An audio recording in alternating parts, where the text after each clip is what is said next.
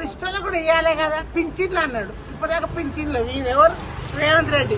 ఇప్పటిదాకా పాదల్లో పింఛన్లు కూడా వేయలేదు. మాకు కూడా పింఛన్ గరీబోళ్ళం, ఇప్పుడున్న సౌకర్యం కదా, గరీబోళ్ళమే కదా, మాకు కూడా పింఛన్లు ఇస్తున్నాడు.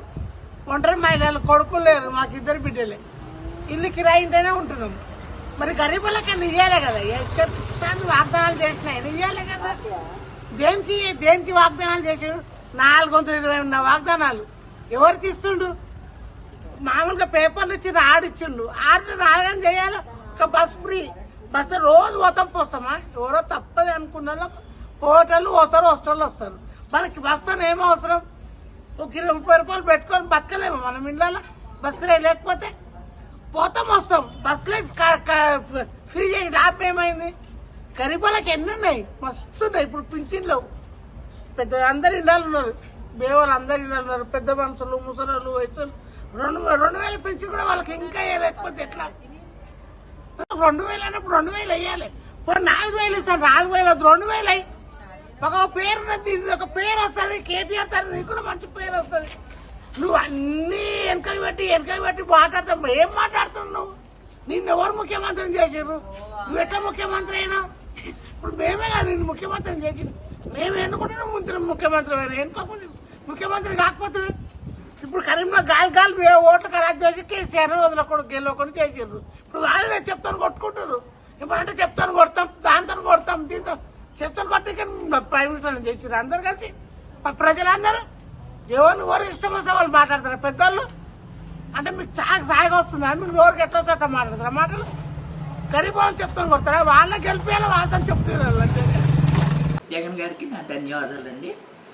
నేను ఇదివరకు పెన్షన్ తీసుకునేదానికి ఇప్పటికీ చాలా నాకు తేడా ఉందండి. ఈ ప్రభుత్వాలు చాలా నాకు ఎవరో ఏంటి పాలన అనేది కాదు, మనకు వచ్చేది ప్రభుత్వం మనకి ఇస్తుంది కదా, ఇన్ని పాటలు ఏంటి అనేదాన్ని అనుకునేదాన్ని.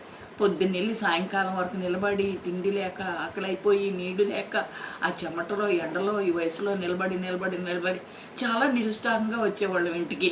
అంటే ఇది స్టార్టింగ్లోంచి 3 రోజులకి కానీ మాకు పెన్షన్ అందేది కాదు. అది ఎవరి పాలన అన్నది కాదు. ఆ తర్వాత నేను తీసుకునే పెన్షన్ జగన్ గారి కోసం.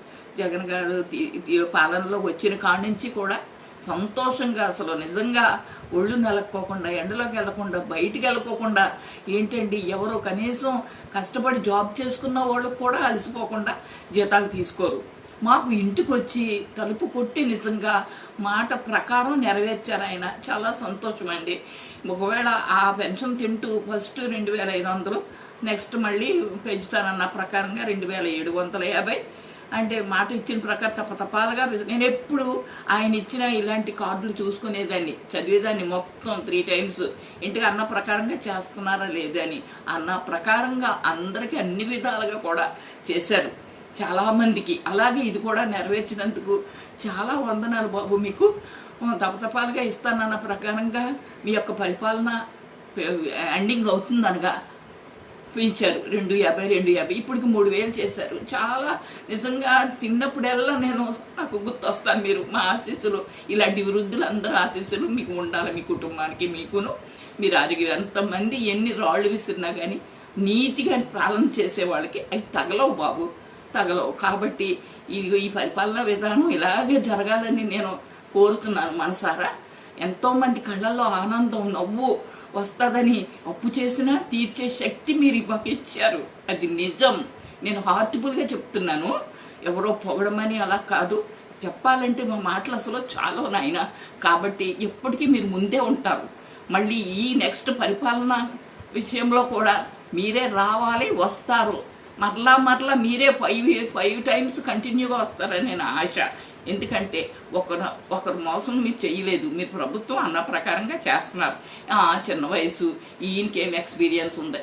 ఎక్స్పీరియన్స్ అక్కర్లేదు, హృదయం బాగుండాలా, పాలన ఎలా చేయాలన్నది. దీనికి ఒక ట్రైనింగ్ అది అక్కర్లేదని నా మట్టుకు నాకు అనిపించింది.